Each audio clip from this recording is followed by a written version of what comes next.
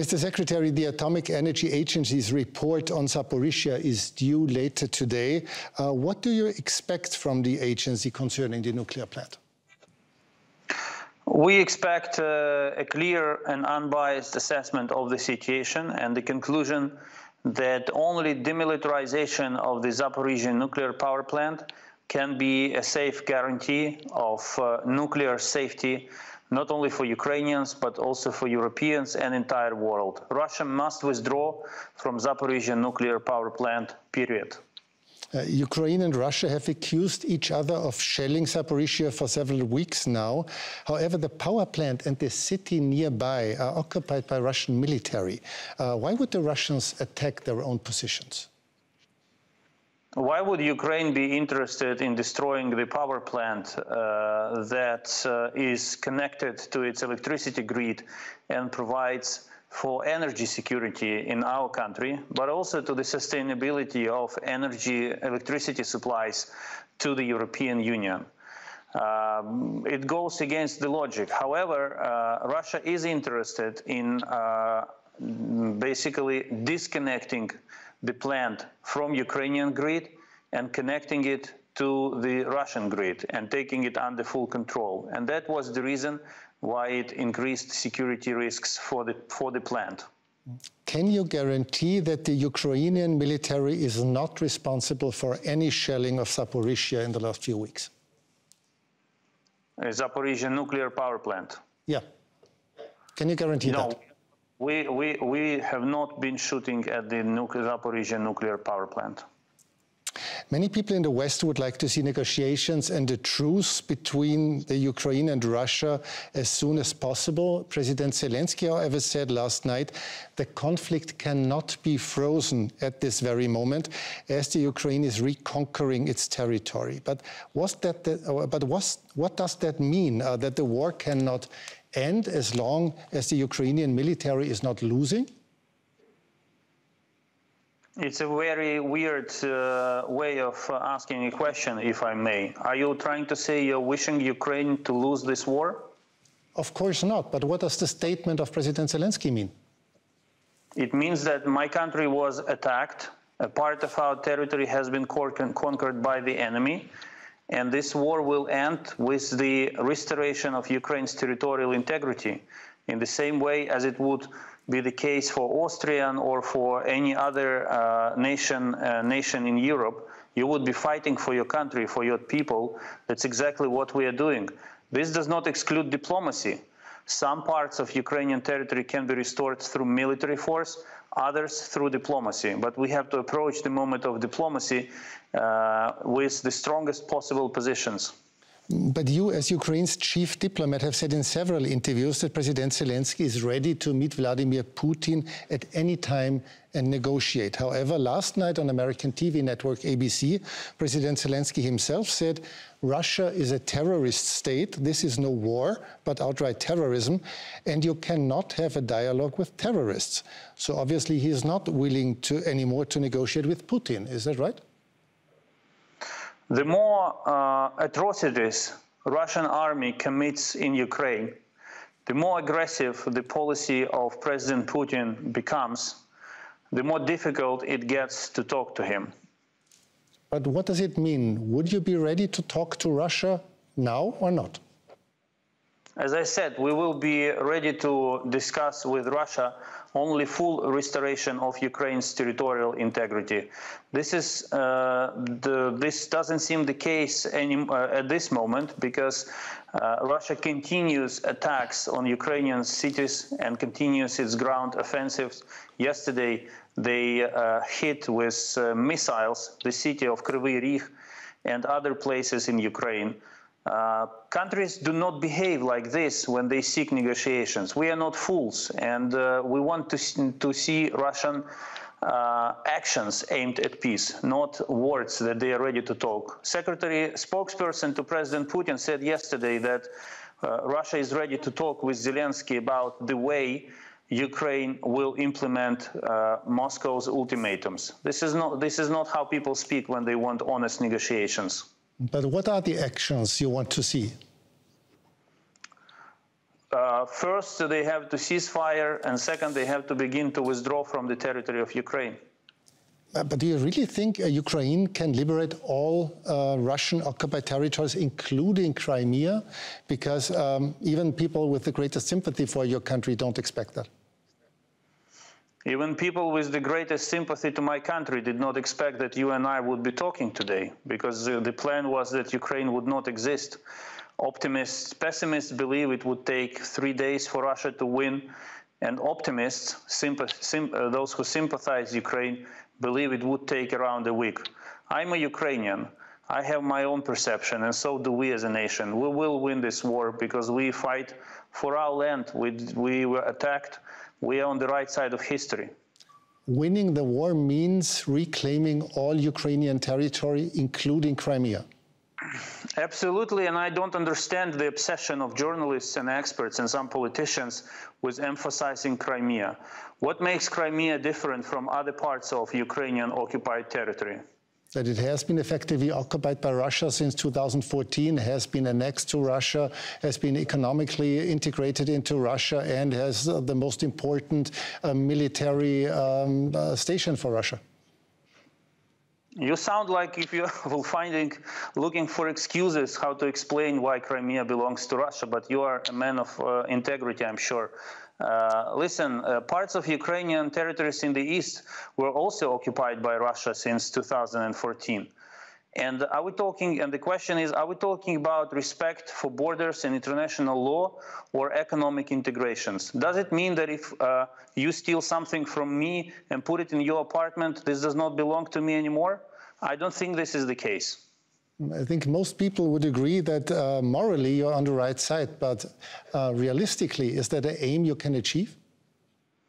Realistically, I would like to bring you back to the end of February, where many believed Ukraine would not exist by now. We exist, we are alive and kicking, and we know how to defeat Russia because we have no fear. The war taught us not to have fear of the enemy. If other nations in the world would not be afraid of Russia, we would put Russia in its place much faster. Are there any concessions on the table for the Ukrainian government? Would you, for example, be ready to forgo NATO membership and accept a formal state of neutrality for the Ukraine, similar to Austria's? I don't think Russia has neither the moral nor the political right to dictate to us how should our domestic or foreign policy look like. Concessions are always an integral part of negotiations, and it would be stupid for me to disclose what kind of compromises can be achieved, but only mutually acceptable compromises. We will not allow Russia to impose its will on us. More and more people in the West say you, of course, have every right to defend your country and define the aims of the war as you like, but why should the West fight this war with you and suffer from economic sanctions? What do you respond to that? Because the West understands that if Russia wins in Ukraine, the West will be the next. We are in the same boat. Russia, on 24th of February, Russia attacked not only Ukraine, but also the West. The only difference between us is that while Russia attacked Ukraine with missiles and tanks and kills, tortures and rapes Ukrainians, it attacked the West with inflation, energy prices and propaganda, and causes political instability in the West in the hope that leftist and populist politicians will overtake the rule in those countries and will become more loyal to Russia. This is why the West supports Ukraine, because it understands that this is also an attack on the principles the West is based on and the West stands for. But there are people and parties in the West who say if the West had not imposed sanctions on Russia, we wouldn't have inflation, we wouldn't have soaring gas prices, we wouldn't have any energy crisis. These people manipulate reality because the energy crisis began well before Russia attacked Ukraine and the West imposed sanctions in response. Even a simple search on Google will prove to everyone spreading this misleading argument that gas prices started to rise last winter, November, December. That was the time when Putin started to manipulate the gas market in order to create the energy crisis. So we have to stick to the facts to see the truth and not manipulate reality. I think most people understand why Western weapon deliveries are absolutely crucial for Ukraine. However, how important are the economic sanctions against Russia for the Ukraine? Well, they definitely make a difference. The only difficulty with sanctions is that it takes time for them to really demonstrate devastating effect on Russian economy. The other difficulty is as long as as the West continues buying Russian gas and oil at an artificially high price, Russia can make hundreds of billions of money simply on that to compensate losses from other sanctions. This is why it is so crucial to introduce oil and gas embargo. You have repeatedly urged for that, but do you still think a gas embargo is on the table in the EU? I'm absolutely confident that the gas embargo was on the table of the EU years before the Russian aggression began, because all of EU member states signed up for a green transition, and they all committed to getting rid of gas as unhealthy in technology for environment. So what we're talking today is simply about speeding up this commitment. Stop buying Russian gas. You will help not only democracy and Ukraine, but also the environment. But the green transition you were talking about was meant like for 2035, 2040, 2050. That's not what you have in mind. And speeding up might be a little bit of an understatement on that. No, I don't think so, because look at the oil embargo. Some countries who claimed that it was impossible for them to abandon Russian oil easily found alternatives. When there is a will, there is a way. If countries want to impose, to get rid of dependency on Russia, this is what we are talking to us. Dependency on Russia, on gas. If they want to get rid of it, they will find the way. If they don't, they will endlessly drown into debates and discussions. How worried are you that the so far more or less unified support for the Ukraine in the EU will crumble over the winter as the energy crisis in some countries gets worse? It's up for national governments and the people of European countries to make their own decisions. We are not interfering into their affairs and not dictating them which government to have in place. We have a war on our soil. We are fighting. We have plenty of things to do. We will accept any choice made by the European nations if elections take place. And we will be working with new governments. But I'm sure that all reasonable governments, whatever their political platform is, will understand that Russia is not a reliable partner. Russia is an enemy and has to be treated accordingly. The Ukraine is now an official candidate for EU membership. Nobody would have expected that, let's say, a year or 2 years ago. When do you expect your country will be a full member of the European Union? I have no idea.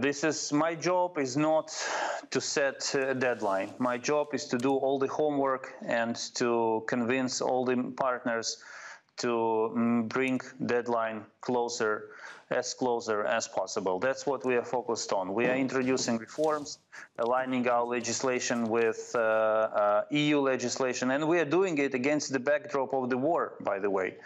But we understand the transformative power of the European Union, and we will keep doing it. Then what we want is an unbiased assessment by EU members of our achievements, and then will come the decision on membership.